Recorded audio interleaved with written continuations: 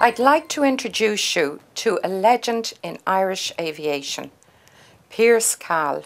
We're here at his home in Skerries with so much memorabilia from the flying days and his very, very interesting life. Hello, Pierce. Thank you for having us here. Thank you. When did your interest in flying start? I took an interest in flying the day my father purchased 3 aircraft, and that would be the 6th of September 1930, and they were delivered into Baldonnel. Only 2 of the aircraft arrived, and the aircraft my father was in ran into trouble and had to make a forced landing at a place called Bootle outside of Liverpool. So when I arrived at Baldonnel as a young lad, 2 aircraft arrived, one a Gypsy Moth and the other a De Suiter. And I had to act for my father, who wasn't there, to bringing them into the country. And were these commercial aircraft? Well, they were used commercially for training and for air taxi work. That's Oliver Armstrong, Chief Pilot of IONA, handing over the mail to the post office official that he'd picked up at Galway from a German liner, and it was flew to Dublin, and it was handed over to the post office, and they put it on the KLM machine that's in the background, and it flew on to Berlin, and it brought the American mail from New York to Berlin 2 days earlier. Well, that's my father in the light coat congratulating the 2 passengers who were going on their honeymoon to Paris in the year of 1930. My interest, of course, in flying was brought about by my father's interest in flying, and my first flight was in late September out of a field here at Skerries at the back of the house where I'm living at the moment, and the pilot was a man called Tyndall, and I heard afterwards that my father gave instructions to the pilot to put this fellow off flying for good. So I had the best aerobatics I've ever had in my life, and I enjoyed it. Around 1928, when the Irish Aero Club was established at Baldonnel, Malone got my father interested at that time.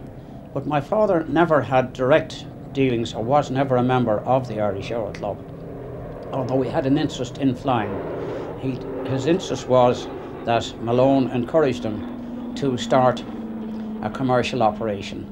During the Congress, the Eucharistic Congress, we flew the Lord Mayor of New York from Dublin to Portsmouth to catch a boat back to New York after the Congress here. This is a photograph taken after Emily Earhart came to Dublin after her flight from America, and she was on a visit to Kildonal, and she's accompanied by Amy Johnson and Jim Mollison, who were famous flyers at that time. Now here I have your pilot's logbook. Amazing. And your first solo flight is listed in here for 1933. That is correct. I went solo in 1933. I think it was in March, right? April 1933, from Kildonal Aerodrome, an aerodrome that my father started just outside of Finglas, and it was operating up to the start of the last war, and then it was closed up then.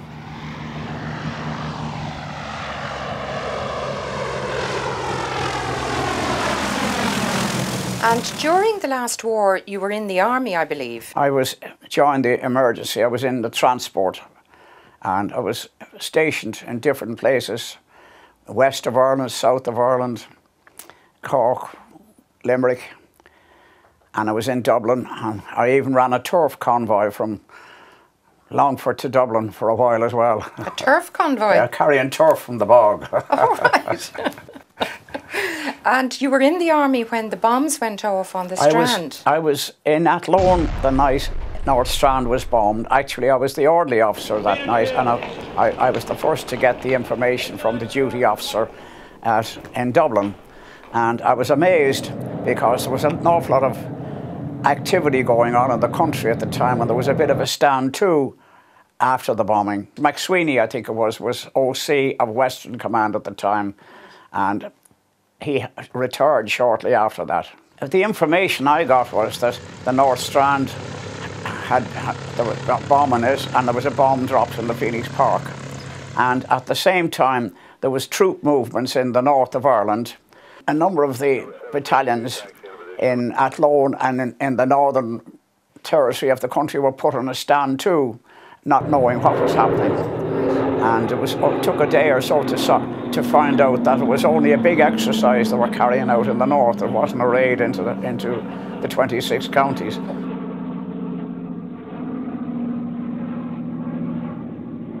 It's a great honour and pleasure for me to welcome you here this evening to this special IONA night. It's great to see that the name IONA can still draw such a huge crowd. It's much greater than we had hoped for, so it's terrific. And I think the size of the crowd reflects the legacy of IONA in all its aspects, but in particular it reflects the interest in the character of the man who was there on the first day in 1930 and on the last day in 1994. And tonight we honour him. De-Suiter aircraft that my father bought, that's EIAAD. It happened to be the 4th aeroplane ever registered here, and it would be the first commercial aircraft ever put on the Irish register.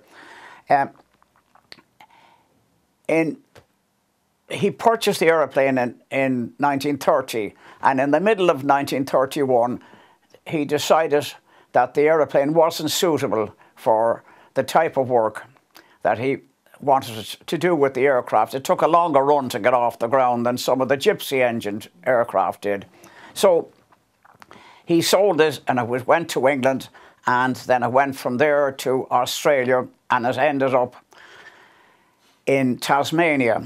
And it became the first aeroplane of a number of big airlines that have started out there. In fact, I think one of them was Ansett, and that aeroplane started a service from Tasmania to an island off Tasmania called Flinders, and the aeroplane was called Miss Flinders, and it was in operation there and in a lot of other duties, and it was flying in Australia until 1962, and then it was put in store.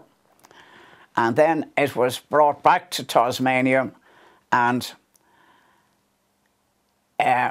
put literally into a glass case in the airdrome at Launceston. And I'm in the process now of trying to get the aeroplane back to Ireland and present it to the new museum in Collins Barracks, where they have an aeronautical set up there. And it'll be the oldest aeroplane of the Irish register. Excellent. And what are the chances, you think, of getting it back?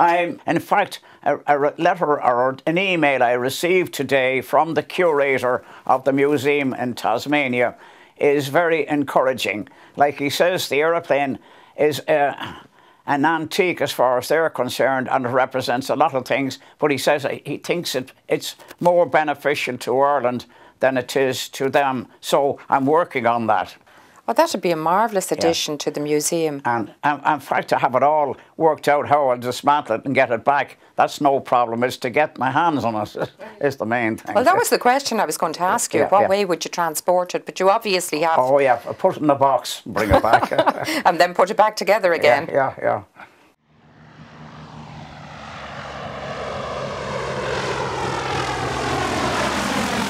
I would have to say straight away that I've been at many a book launch in my time, not necessarily launching books, but at book launches. And this is the biggest crowd I have ever experienced for any book launch anywhere at any time. It's quite extraordinary. Quite extraordinary.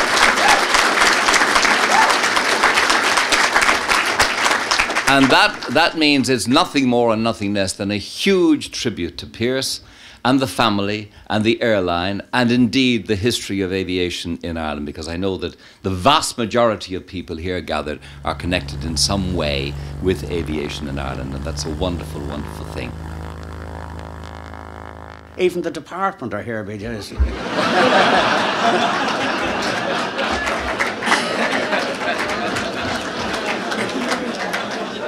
And I managed to deal with them too, but the effort into this book doesn't pay half the compliment it should to the work my father put into this. My father was a person that lived when the motor industry was just in its infancy, aeroplanes was in their infancy, the rocket and things like that weren't even thought of. And he was a man that had great foresight. He travelled the world. There's a lot of stories that could be told about him that are not in this book. He brought the first taximeters into Dublin around about, I think, 22 or 23. And when the first taxi was put on the road, the Jarvies grabbed it and turned it upside down and objected to the taxis. He went into an awful lot of businesses. He formed a company called Multi Products. He formed IONA Engineering Works, and the engineering works proved during the war to be a great asset to this country in that they had equipment and they were able to carry out work that would normally have been done in some continental countries, such as when Irish shipping started operating. We had a mobile electric welding plant, and it spent nearly the whole war years sticking the Irish ships together when they come in, like, you know, just glue them back together again. Another job which we got very little credit for was that the telegraph station in Valencia had an old stationary engine, a 4-cylinder stationary engine, and it just rusted apart. And I remember the company taking on the job of making a new cylinder block, and they got castings done by Tunge and Taggart's, I think it was, and it was a pains and trying effort in that you do a tremendous amount of machining, and then suddenly a big hole appears in the casting. There wasn't enough metal, and on the 4th attempt they succeeded in making a cylinder block and getting the cable station working again. That was the type of work that my father encouraged. But times changed in the motor business, in the engineering business. A lot of the old firms that were in the engineering business, the type of work they were doing, there's no need for it anymore, and the type of work changed. My father was fairly far-seeing. Actually, I would say he saved my life to a certain extent. He bought me a ticket, and he decided in 1939 that we'd go to New York for the World Fair was on there. And I think around about May or June, he says, "I don't like the look of things." And I said, "What do you mean?" Well, he says, "If we go out there, you may bring your toolbox, which I don't think we'll get back."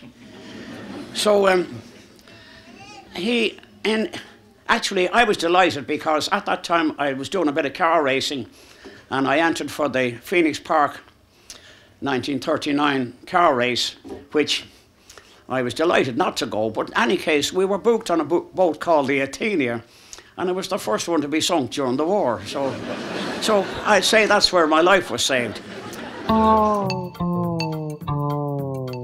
I had a great interest in car racing, and I drove numerous saloons and things like that in reliability trials, and I thought I'd try and get something that I could race. And a friend of mine, MacArthur, had an MG which he traded in to Tracy's in Stephen's Green, and it was up for sale for £200. And I twisted my father's arm and got him to buy it for me.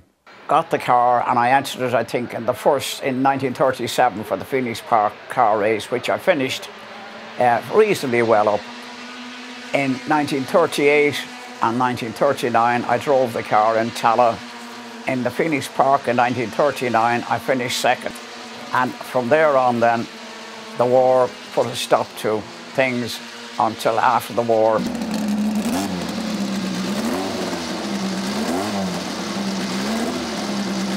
When car racing started in the middle 40s after the war. I drove in Dundrod, north of Ireland, in Cork, and different hill climbs around the country, and won nearly every one of them. And from there on, the car became known as the IONA Special then, because we had altered it so much from the... I actually was second in the Tourist Trophy race in the north, and I met the Lord Craig Gavin come out to introduce himself to me, and the first thing he asked me what I was doing up in the black north, and I had a look at him. I told him the place couldn't be any blacker, but that was some of my experiences. And then in the 50s I sold the car, and I went through numerous hands, and it ended up in America with a man called David Raymond, who was an MG expert in the States and ran a number of MG cars. And he actually came to Ireland and paid me a visit to get the whole history of the car. And about a year or two, it would be 2 years ago, I think, he brought the car over to Ireland, brought it down to me here in Skerries, and asked me would I drive it in the commemoration of the Newtonards circuit, where they had a special commemoration of 75 years of driving there. And I was delighted to get back into the car. But when I got back into it after driving the modern cars, I thought it was a terrible banger, but there you are.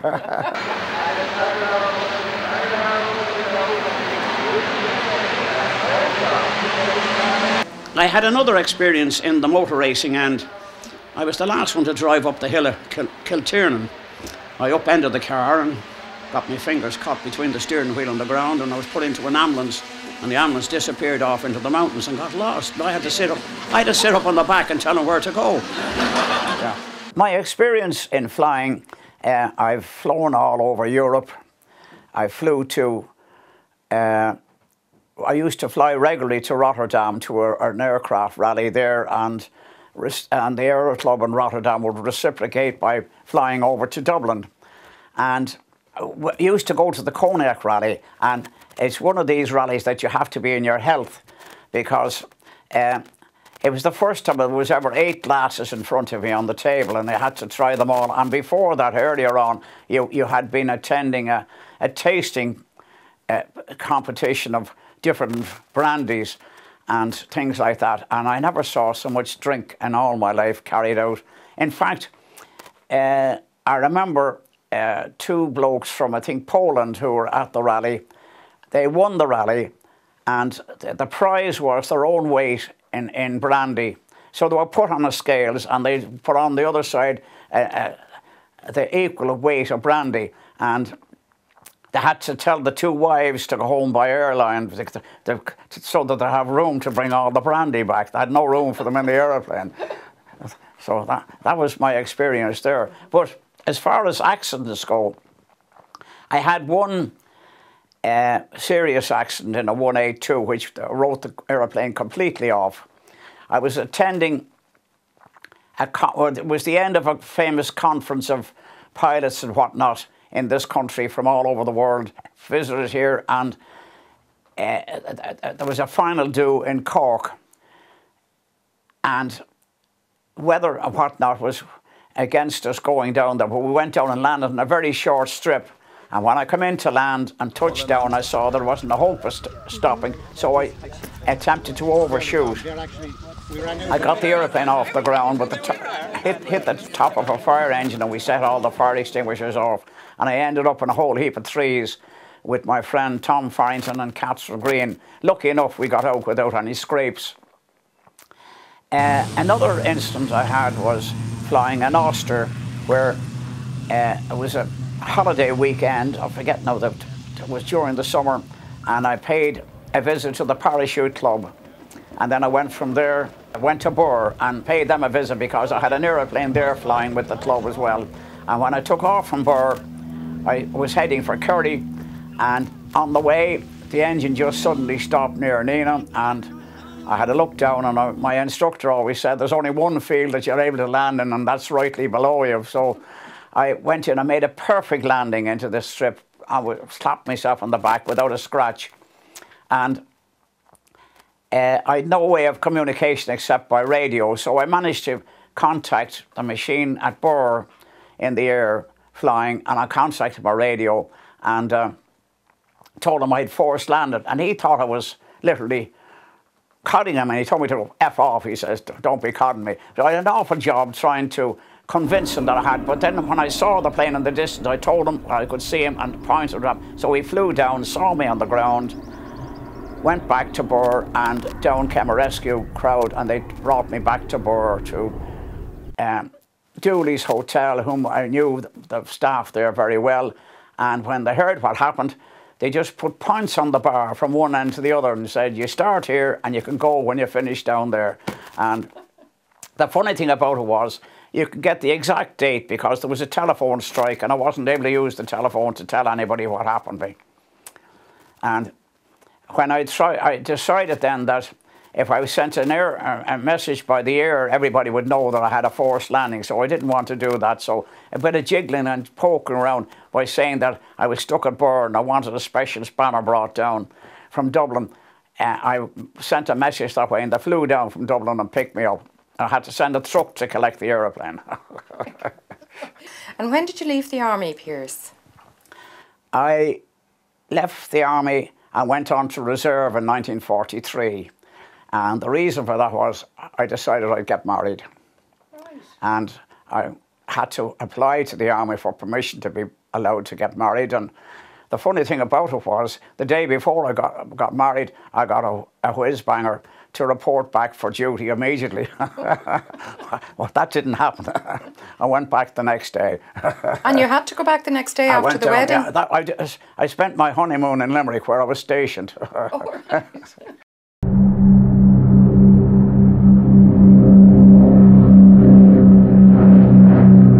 And when did you resume the flying again? It's a long story about how I managed to start flying.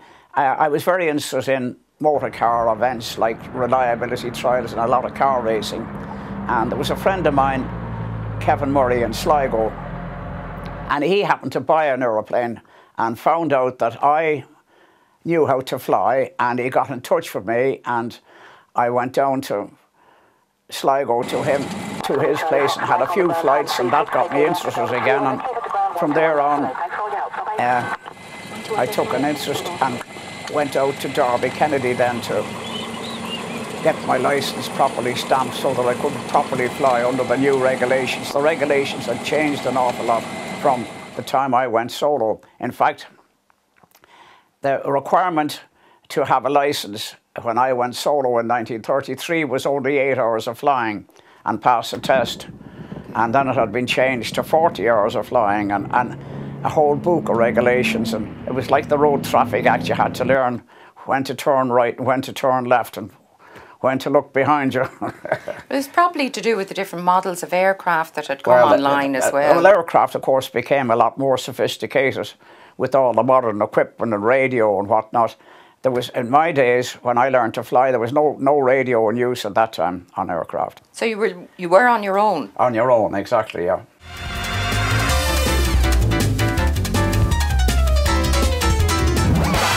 I'm Louisa, Pierce's granddaughter, 4th generation pilot. I'm in Aer Lingus, and we're here to celebrate the 75th anniversary of the arrival of the first commercial aircraft in Ireland. Welcome all here today on this very historic occasion, the 75th anniversary of Ireland's first commercial airline. We're here to commemorate the arrival at Baldonnel on the 5th of September 1930 of Ireland's first commercial airline, the De Suter EIAAD, purchased by Hugh Cahill. On that day, 2 aircraft were ferried to Baldonnel. There was the De Suter by a man called Mr. L.S. Tyndall, and there was a Gypsy Moth by Jim Malone. Hugh's ambition to foster commercial aviation in the new Free State was born that day. It was 6 years later that the state itself opened its own airline, Aer Lingus. Baldonnel has always had a part to play in aviation history in Ireland, and for many it is the home of aviation in Ireland. We are very proud of those links, and we do try and remember them and maintain them and try and keep them going. It's, well, when I try to remember back, well, damn it all, 75 years takes a bit of memory. And today I'm trying to figure out how I got here. I don't know how I got out. I know I was here. But I'll tell you a story that at that particular time, my father ran a garage, and he had a contract with the Customs and Excise for driving a customs officer from the point at the North Wall to Baldonnel to clear aircraft that came in. And this was always done after the airplane landed. Like, the airplane landed, then they rang up for the customs, and then they had to ring us up for a taxi. And I used to jump into the taxi and come out. In those days, funny thing about customs, you could smuggle anything you wanted into the country in those days. That was great, because my old man ordered me a fur coat for flying, and a fellow named Geoffrey de Havilland, I think it was, flew a gypsy moth over, and he was waving at me, and he had a big parcel like that, brown paper box, and he says, "Here, take this before the customs officer comes." And it was a nice fur coat for flying in. But when I got into an aeroplane, I discovered it wasn't worth a damn, because the wind went in one side and just come out the other. You'd want leather equipment. But there's some of the things I remember from those times.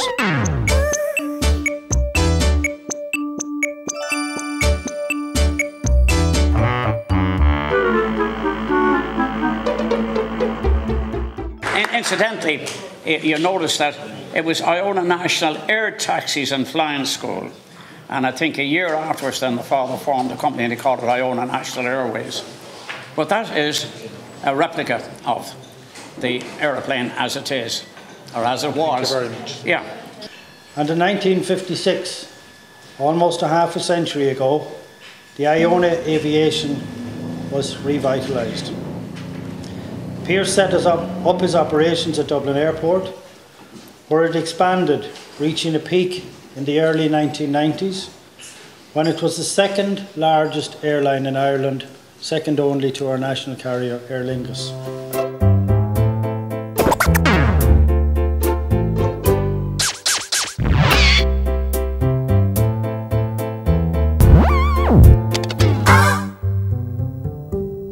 IONA, when I got it going in 55, my family became interested. In fact, we trained a tremendous number of pilots.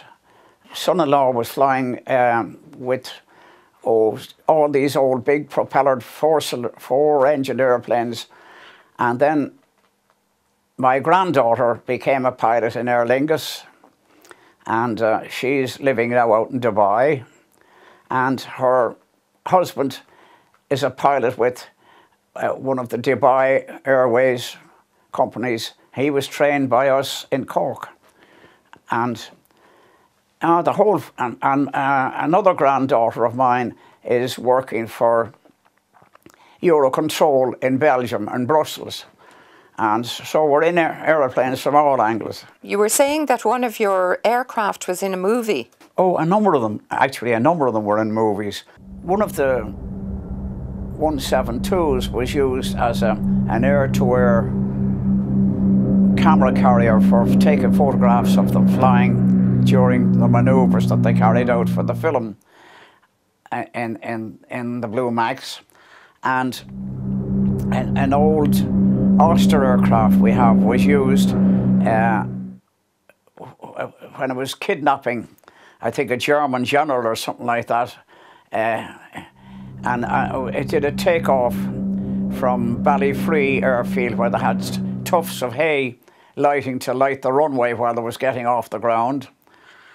And with the aircraft were used in a new, oh yes, the one that I actually did some flying in was, I was the person that took off in an airplane after the great train robbery with the bullion all on the back. And I always remember there was a famous actor with me. He was the main person. And I remember the first time we carried out this action, carrying the box across, I was told to stop, cut, make the blooming so-and-so box look heavy. I had to go back and repeat all we were doing. And got into the airplane then and took off, and they managed to show the shot, although it was done in daylight, that it looked like as if it was done at night. They had some sort of film or filters on the camera lens, so that when you seen it on the film, you thought it was a takeoff at night. It was very interesting. And they were the most interesting ones I was involved in.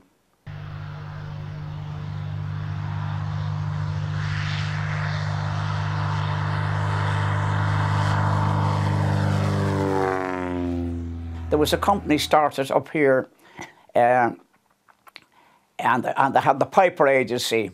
I think it was Flightline, I think they called themselves.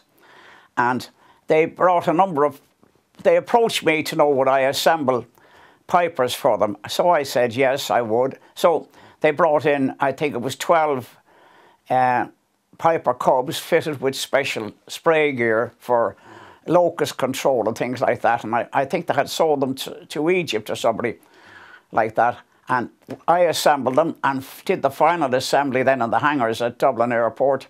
And we test flew them, and they were all on the British register, and they went out to Egypt. And then after that, I decided then that I'd try and build a hangar at Dublin Airport. I got permission to operate from there, and we rented some land and built a hangar there. And then the Piper agents moved into the hangar with me, and I had a store there, and I think they were with me for about 2 or 3 years. And from there, then they decided that their big business was in England, and they moved to Oxford, and they took over Oxford and formed a company called CSE, and they became the biggest air operator of light aircraft in England. And they had an agency for the Piper aircraft for Ireland, England, and I think parts of Europe as well. And they did a big business then over there. But even then, we were storing aircraft in Dublin for them, twin engines aircraft mostly. And we used to take out the tanks and put in the seats and everything like that to the twin engine aircraft that had flown the Atlantic, so that they'd be ready for sale for them. And that went on for 3-4 years. And then from there on, I purchased some second-hand aircraft and started the Irish Aero Club going at Dublin Airport. And that from there on, I built on that. The Aero Club? Yeah. And it's that where you would train people to fly? That's where we trained people to fly. And then in 1936, I took on the Cessna agency, and from 1936 until I think about 96 or sometime around then, I managed to sell over 100 aircraft in Ireland. And we had a fairly big business going there, but overheads and restrictions actually put us out of business in the middle 90s. We couldn't keep up with the restrictions from all angles. We were stopped flying at Dublin Airport because they were too busy for training. And as well as that, I think Airwianta wanted to get us out of there, because I had land beside Dublin Airport where I wanted to build some extra buildings on, and I wouldn't be given planning permission. Actually, it just goes to show you that Airwianta had a lot of control even over the local people and whatnot, and they could literally do what they wanted to do, like, and you couldn't stop them. Whereas if an individual come along to do the same thing, he got an awful lot of obstacles put in his way. Yeah. In 1956 there was a big ad in some commercial papers in England. The RAF were selling about 40 aircraft, and I got a whisper from somebody to put a bid in for them. So I put a bid in for each of them at 200 quid a piece. And a couple of months went by, and one of these letters came with HMS on the top. I said, that looks important. I had a look inside, and it was just a question, how many do you want? So I hadn't 2 shillings to rub together, and I went across along to the old man, and I said, how about a few bob? And he warned me about the flying and warned me, but in any case, he came up with a few bob. I purchased them, I think I bought 4 of them at that time. I didn't do it. I think he agreed with me when I sold them again after getting them for 2,000 quid a piece, like, you know. He said that wasn't too bad, keep on.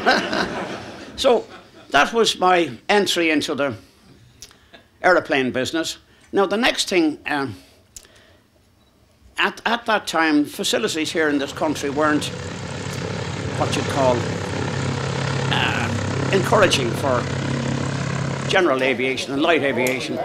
So I went along to the department, not with the Department of Industry and Commerce, and through Aer Lingus it was, and wanted to know could I operate from Dublin Airport, and after a lot of carry on, they gave me a piece of ground there. But like everything else, anybody that's doing any business with government things, read the small print very closely. It was only a 10-year lease.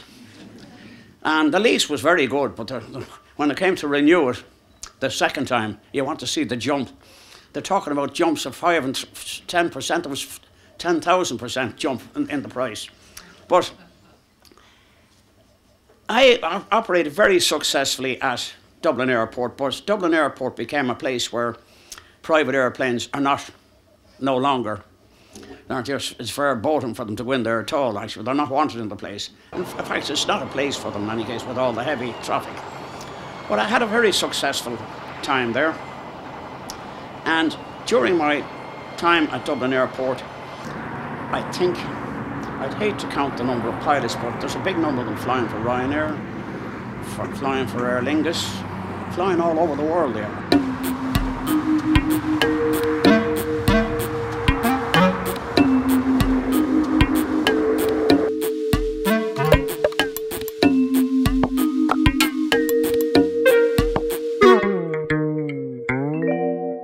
And on the mechanical end, I always agreed with training my own engineers, and as a result of that, I think we have the chief engineer of City West or whoever it is, and Desi O'Brien here and a few others. And they all started, Desi and them started as an apprentice at 15 years of age with me. And it was, I think it was from him I learned all the colourful language to it. Even the department helped me along those lines when they gave me a registration called BUM. I won't tell you what I told them to send out to look and inspect it. But I've, in the aircraft business and in the motor business, I've made some tremendous friends. In fact, lifelong friends. And they all keep in touch with me.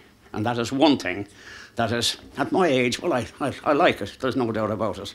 So, thank you again all for coming.